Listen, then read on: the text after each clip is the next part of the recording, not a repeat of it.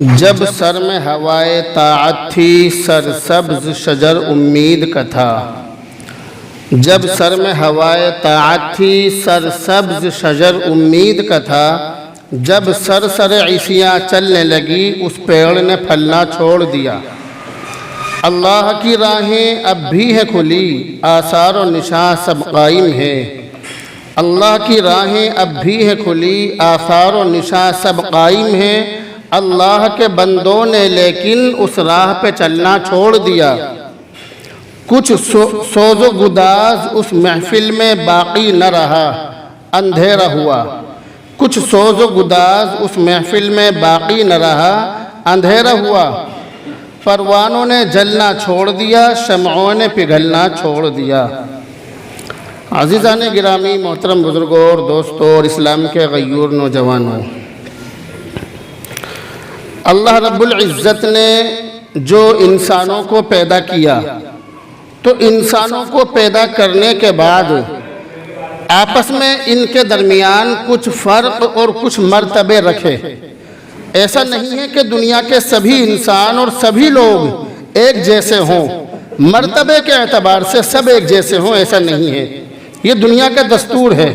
کوئی P M ہے اور کوئی اس کی رعایا ہے، کوئی حاکم ہے کوئی اس کا محکوم ہے، کوئی استاد ہے تو کوئی شاگرد ہے، کوئی باپ ہے تو کوئی بیٹا ہے۔ ہر شخص باپ ہو اور بیٹا نہ ہو ایسا نہیں ہو سکتا۔ باپ بیٹے سے باپ بنتا ہے، بغیر بیٹے کے باپ نہیں بن سکتا۔ اسی طرح کوئی بھی شخص کسی اونچے مرتبے پر فائز ہو جائے، کسی اونچے مرتبے پر پہنچ جائے تو نیچے والوں سے بڑا بنتا ہے۔ اگر اس کے نیچے چھوٹے لوگ ہیں تب وہ بڑا بنتا ہے۔ اگر سب لوگ پی ایم بن جائیں ایسا ممکن نہیں ہے۔ سب لوگ اونچے مرتبے پر پہنچ جائیں ایسا ممکن نہیں ہے۔ کسی بھی شہر کے رہنے والے سب لوگ اس شہر کے ڈی ایم یا ایس ڈی ایم بن جائیں ایسا نہیں ہو سکتا۔ یہ دنیا کا دستور ہے، دنیا کا نیم ہے۔ اگر کوئی رکشہ چلانے والا ہے تو رکشے پر بیٹھنے والا بھی ہے۔ ہر اعتبار سے اگر کوئی بڑا ہے تو اس کا چھوٹا بھی ہے۔ تو اللہ نے انسانوں کو دنیا کے اندر عہدوں کے اعتبار سے فضیلت، افضلیت اور ایک دوسرے سے بڑا اور چھوٹا بنایا۔ یہ دنیا کا دستور ہے، یہ دنیا کا نیم ہے۔ کوئی آدمی ہے جو آرام سے بیٹھا ہے اور دوسرے لوگ اس کی خدمت کر رہے ہیں تو اللہ نے اسے مالک بنایا، انہیں نوکر بنایا۔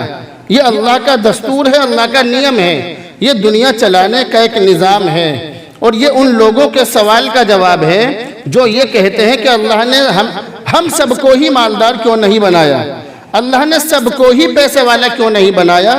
یہ ان لوگوں کے سوال کا جواب ہے کہ اللہ نے کچھ لوگوں کو مالدار اور کچھ لوگوں کو غریب بنایا۔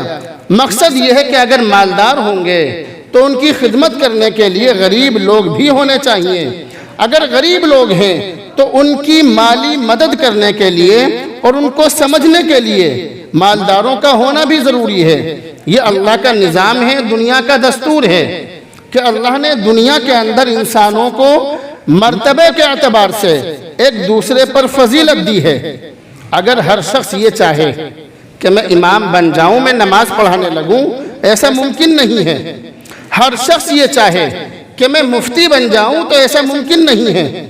ہر شخص حضرت جی بن جائے، ہر شخص ولی بن جائے یا ہر شخص کسی اونچے مرتبے پر پہنچ جائے تو ایسا نہیں ہے کہ ہر شخص ہی وہاں تک پہنچ جائے یا ہر شخص کے اندر وہ صلاحیت موجود ہو کہ وہ اس مرتبے پر پہنچ جائے، ایسا ہو نہیں سکتا۔ اللہ نے انسان کو قابلیت کے اعتبار سے، صلاحیت کے اعتبار سے، مرتبوں کے اعتبار سے اور نصیب کے اعتبار سے اور دنیا کے اندر زندگی گزارنے کے اعتبار سے ایک دوسرے سے الگ بنایا۔ اللہ کے یہاں پر جو معاملہ ہوگا وہ تو تقوی کی بنیاد پر ہوگا، جیسا کہ قرآن کریم کے اندر ہے سورہ حجرات میں کہ یا ایھا الناس انا خلقناکم من ذکر و انثی، کہ اے لوگو ہم نے تمہیں ایک مرد اور ایک عورت سے پیدا کیا، یعنی آدم اور حوا ان دونوں سے ہم نے تم سب کو پیدا کیا۔ وَجَعَلْنَاكُمْ شُعُوبًا وَقَبَائِلَ لِتَعَارَفُوا، اور تمہارے شعبے، تمہارے قبیلے، تمہارے کنبے اور تمہارے خاندان اس لیے بنائے لتعارفوا، تاکہ تم پہچانے جا سکو، اس لیے کنبے بنائے، اس لیے نہیں کہ ایک دوسرے پر فضیلت حاصل کرو یا ایک دوسرے سے بڑا بن کر دکھلاؤ، اس لیے ہم نے تم کو نہیں بنایا، بلکہ تمہارے کنبے، تمہارے قبیلے اور تمہارے خاندان اس لیے بنائے تاکہ تم پہچانے جا سکو۔ ان اکرمکم عند اللہ اتقاکم، تم میں سب سے زیادہ باعزت اللہ کے نزدیک وہ ہے جو متقی ہو، پرہیزگار ہو، اللہ سے ڈرنے والا ہو۔ تو قیامت کے دن ہمارا جو حشر ہوگا یا ہمارا جو معاملہ ہوگا وہ تقوی کی بنیاد پر اور نیک اعمال کی بنیاد پر ہوگا، وہ تو قیامت کا معاملہ ہے۔ مگر میں بات کر رہا ہوں دنیا کی۔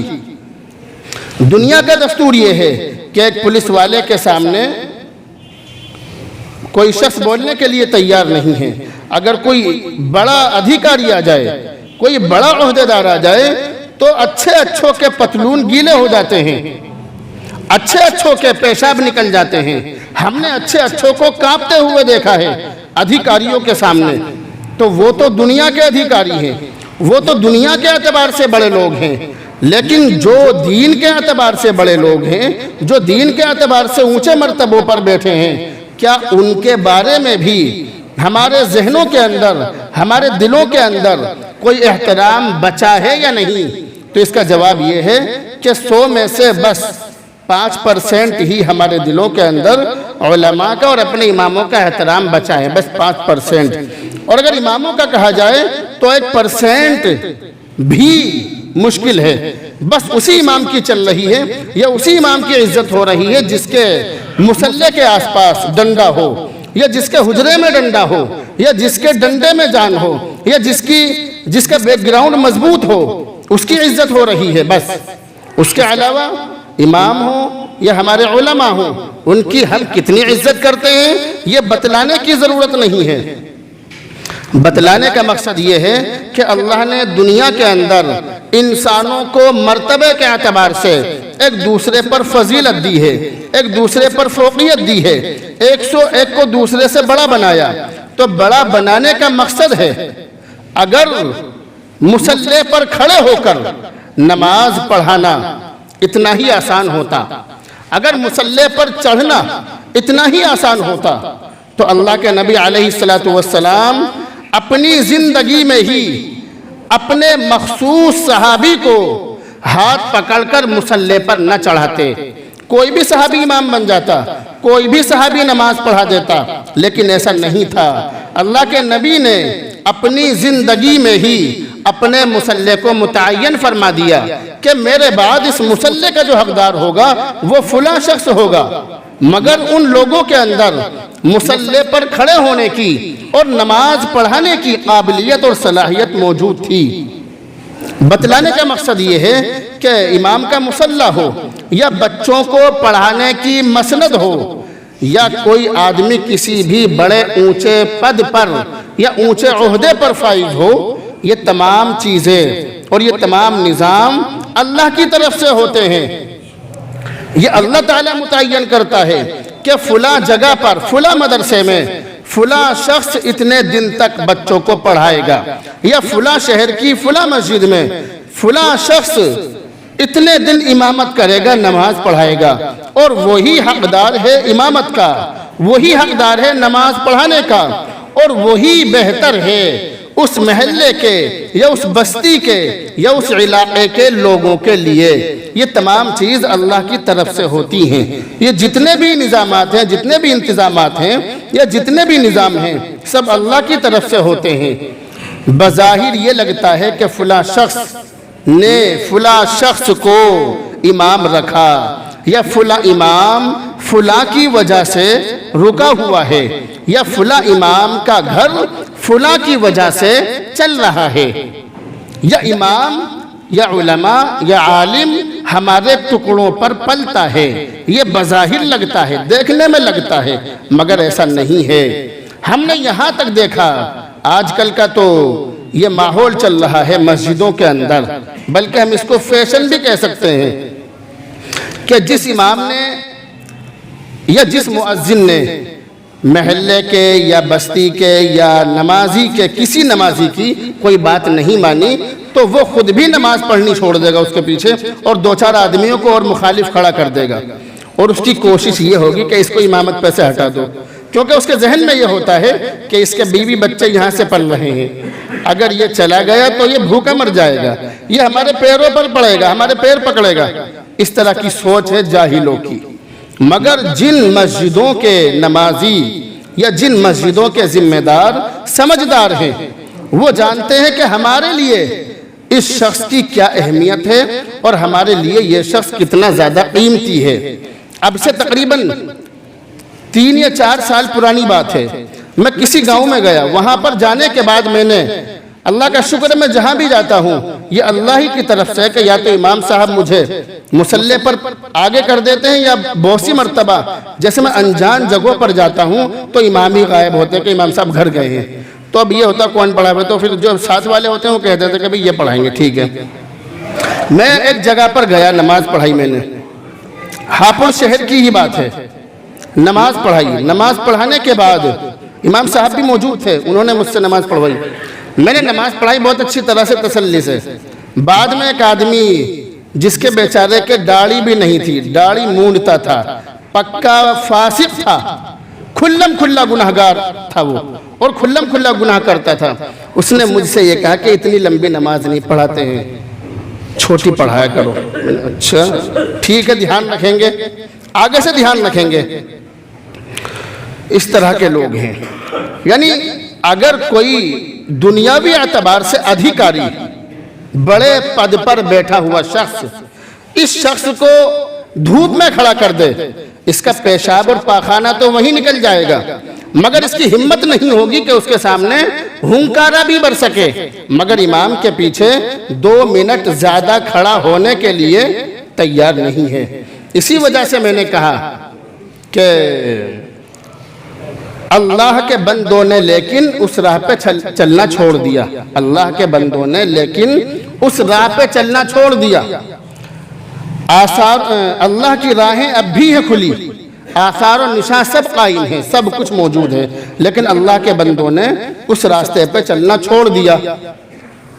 بتلانے کا مقصد یہ ہے کہ جس کی گھر میں نہ چلتی ہو، جس کی بات اس کی بیوی نہ سنتی ہو، جس کو اس کے گھر کے لوگ دھکا دے کر باہر نکال دیں، ہر گاؤں کے اندر، ہر شہر کے اندر اور بہت ساری مسجدوں کے اندر، میں ہر مسجد نہیں کہوں گا لیکن بہت ساری مسجدوں کے اندر ایسے لوگ ہیں کہ جن کی سماج میں کوئی حیثیت نہیں ہوتی، جن کی ان کے گھروں میں نہیں چلتی ہے، جن کی ان کے محلے میں نہیں چلتی ہے، وہ محلے کے، بستی کے، علاقے کے سب سے زیادہ گرے ہوئے انسان ہوتے ہیں، مگر وہی لوگ آ کر امام کو مشورہ دیتے ہیں کہ تم نے نماز میں فلاں غلطی کر دی، تم نے نماز میں سجدے سہو نہیں کیا، تم سے نماز میں یہ غلطی ہو گئی، تم نماز لمبی پڑھاتے ہو، تم نماز چھوٹی پڑھاتے ہو، تم نماز میں فلاں سورت پڑھتے ہو، تم نے نماز میں فلاں سورت آدھی پڑھی، پوری پڑھنی چاہیے تھی۔ اس طرح کی باتیں وہ لوگ کرتے ہیں۔ کون؟ جن کو سماج نکار چکا ہوتا ہے، وہ لوگ اس طرح کی باتیں کرتے ہیں۔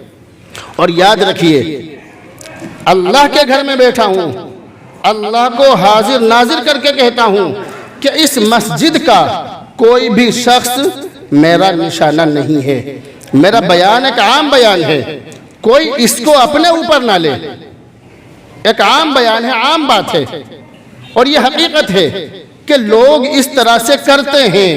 ایک گاؤں کے اندر میرا جانا ہوا، اب سے 3-4 سال پہلے، تقریباً 5 لوگ امام سے ہٹ کر نماز پڑھ رہے تھے۔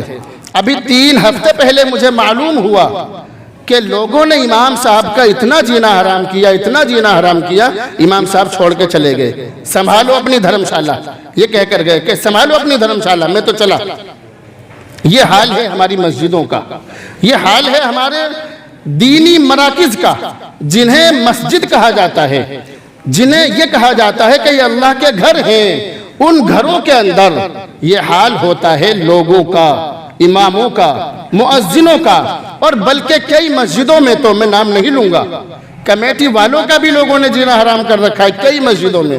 ان مسجدوں کا نام نہیں لوں گا, سمجھنے والے سمجھ جاتے ہیں, اور جو نہ سمجھے کوئی بات نہیں. بتلانے کا مقصد یہ ہے, عرض کرنے کا مقصد یہ ہے کہ امام نماز کیسی پڑھا رہا ہے یہ امام کی ذمہ داری ہے. چھوٹی پڑھا رہا ہے یا بڑی, یہ امام جانتا ہے ان باتوں کو, اور امام کی ذمہ داری یہ ہے کہ وہ مقتدیوں کے حالات کی رعایت کرتے ہوئے نماز پڑھائے. یہ امام کی ذمہ داری ہے.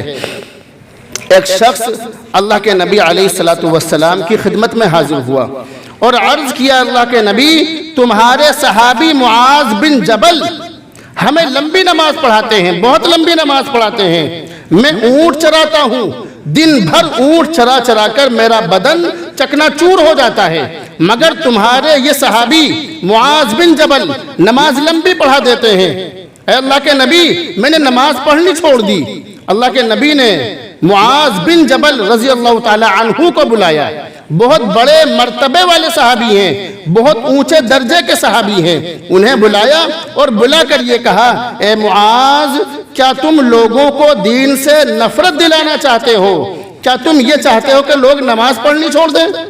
اگر تم یہ چاہتے ہو تو ایسا مت کرو. امام کی ذمہ داری ہے کہ وہ ہلکی نماز پڑھائے, چھوٹی نماز پڑھائے, مختصر نماز پڑھائے. یہ امام کی ذمہ داری ہے. اور یہ فرمایا اپنے پیچھے والے لوگوں کی رعایت کرو.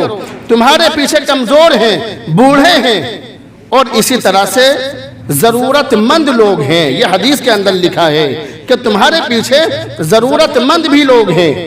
اسی طرح سے حضرت ابی بن کعب رضی اللہ تعالی عنہ جو اللہ کے نبی کے بہت مشہور صحابی ہیں, اور قرآن کریم کے اندر 11ویں پارے میں وَعَلَى الثَّلَاثَةِ الَّذِينَ خُلِّفُوا یہاں پر ان کا ذکر کیا گیا.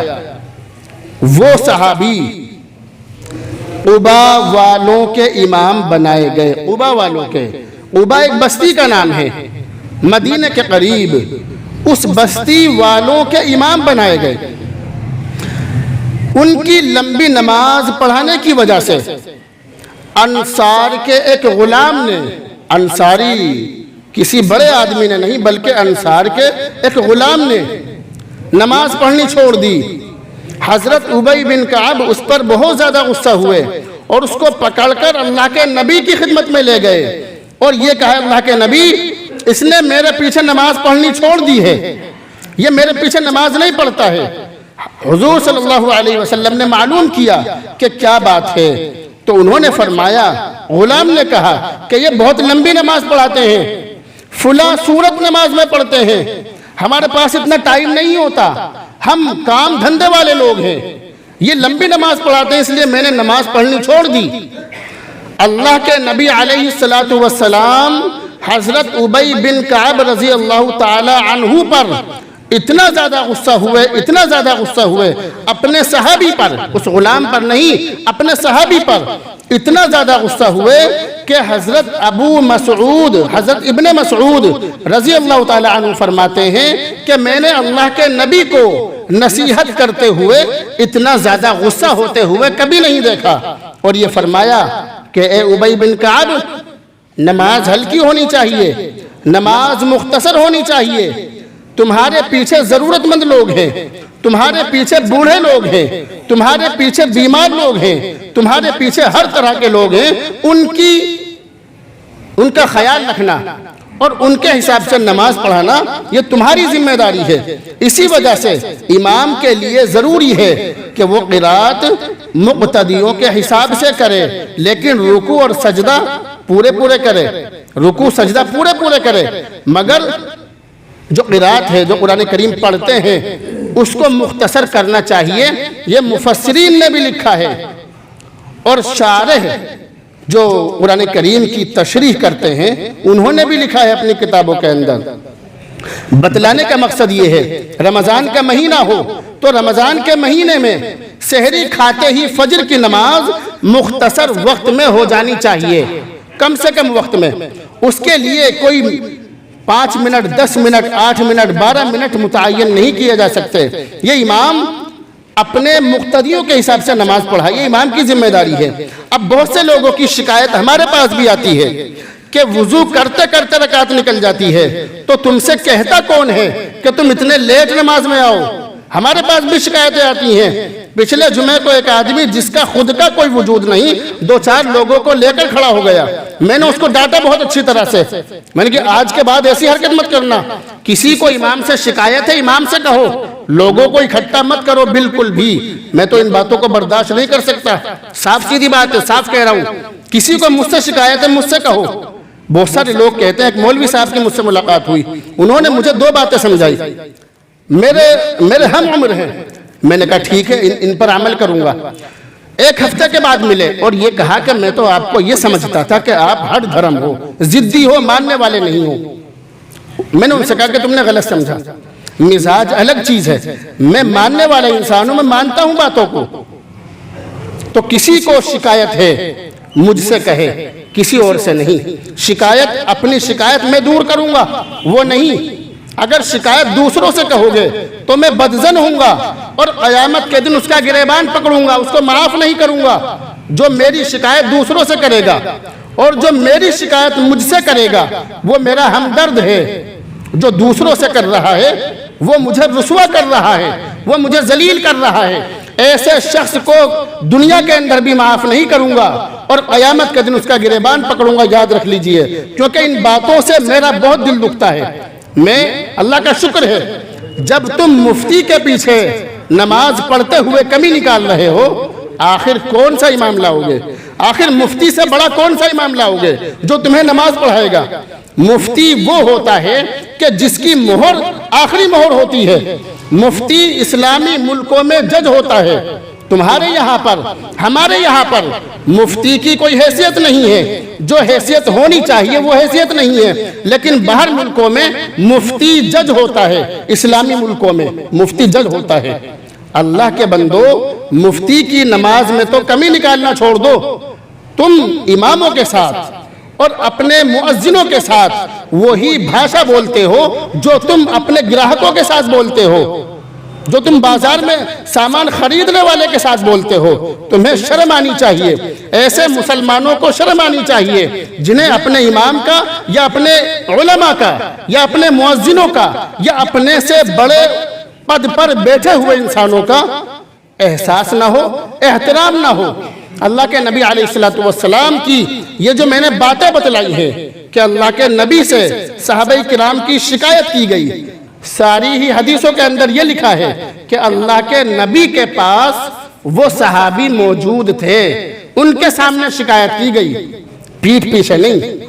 جیسے لوگوں کا یہ حال ہے کہ ٹھیلوں پر کھڑے ہو کر، دکانوں پر کھڑے ہو کر، بیٹھکوں میں بیٹھ کر، دوسروں کے گھروں میں بیٹھ کر اماموں کے خلاف مجلسیں کرتے ہیں لوگ۔ ہمارے محلے میں نہیں ہوتا، اللہ کا شکر ہے، اللہ کے گھر میں بیٹھ کر کہہ رہا ہوں، ہمارے محلے میں نہیں ہوتا، لیکن میں جہاں بھی جاتا ہوں اماموں کی برائی، کہیں بھی جاتا ہوں۔ اب سے تقریباً 10 سال پہلے یہاں پر کچھ لوگ آئے، ایک گاؤں سے، گلاوٹھی کی طرف سے، گاؤں کا نام نہیں بتاؤں گا۔ آنے کے بعد امام صاحب کی بہت ساری شکایتیں کی اور مجھ سے یہ کہا کہ آپ کو چلنا ہے۔ وہ گاڑی لے کر آئے، میں ان کے ساتھ چل دیا۔ جانے کے بعد میں نے لوگوں کو سمجھایا، بیان کیا، تو وہاں پر دیوبندی بریلوی کا مسئلہ تھا، امام تھا دیوبندی اور آدھے لوگ بریلوی تھے۔ میں نے ان کو سمجھایا، سمجھانے کے بعد انہوں نے کہا کہ امام صاحب سے کچھ شکایتیں ہیں۔ میں نے کہا بتلاؤ۔ انہوں نے بتلایا یہ شکایت وہ شکایت، آپ یقین کرنا کسی بھی شکایت کے سر پیر نہیں تھے، لیکن میں نے کھڑے ہو کر یہ کہا کہ امام صاحب کی طرف سے آپ سے میں معافی مانگتا ہوں، آپ میرے کہنے سے امام صاحب کی یہ غلطیاں معاف کر دو، آئندہ شکایت کا موقع نہیں دیا جائے گا۔ میں نے ایسے ان لوگوں سے کہا۔ اس کے بعد وہ امام صاحب رہے، میرے پاس ملنے جلنے آتے رہے، لیکن کل ملا کے ان لوگوں نے امام صاحب کا جینا حرام کر دیا اور امام صاحب وہاں سے چلے گئے۔ کمیاں دونوں طرف سے ہوتی ہیں، یاد رکھیے، کیونکہ یہاں پر کچھ لوگوں کے ذہن یہ کام کر رہے ہیں کہ امام بھی تو غلط ہوتے ہیں۔ میں سمجھ رہا ہوں ذہنوں کو، کچھ لوگوں کے ذہن یہ کام کر رہے ہیں کہ امام بھی تو غلط ہوتے ہیں، امام بھی تو پارٹی بندی کرتے ہیں۔ انہیں موقع مت دو، انہیں یہ کام مت کرنے دو، یہ تمہاری ذمہ داری ہے۔ میں جس علاقے میں رہتا ہوں، یہاں ہو یا میرا گھر، کوشش یہ ہوتی ہے کہ سب سے مل جل کر رہوں، سب میرے اپنے ہیں، کوئی پرائے نہیں ہے۔ اس لیے یاد رکھیے، باتیں بہت ساری بتلانی تھی، اللہ کے نبی کی بہت ساری حدیثیں آپ کو سنانی تھی، لیکن بتلانے کا مقصد یہ ہے، امام جیسی نماز پڑھا رہا ہے تم سے اچھا جانتا ہے، تم سے زیادہ قابل ہے، تم سے زیادہ کتاب اس نے پڑھی ہے، تم سے زیادہ کتابوں کا گٹھڑ اس کے پاس موجود ہے، کتابوں میں پڑھتا ہے، سنتا ہے، پھر تمہیں سناتا ہے۔ اس لیے جو لوگ اس طرح کے لوگ ہیں کہ یہاں کھڑے ہوئے وہاں کھڑے ہوئے یا اماموں کے اندر کمی دیکھتے ہیں، تو اس طرح کے لوگ توبہ کر لیں اللہ سے، آج ہی توبہ کر لیں۔ میں یہ کوشش کرتا ہوں مجھ سے کسی کا دل نہ دکھے، مجھ سے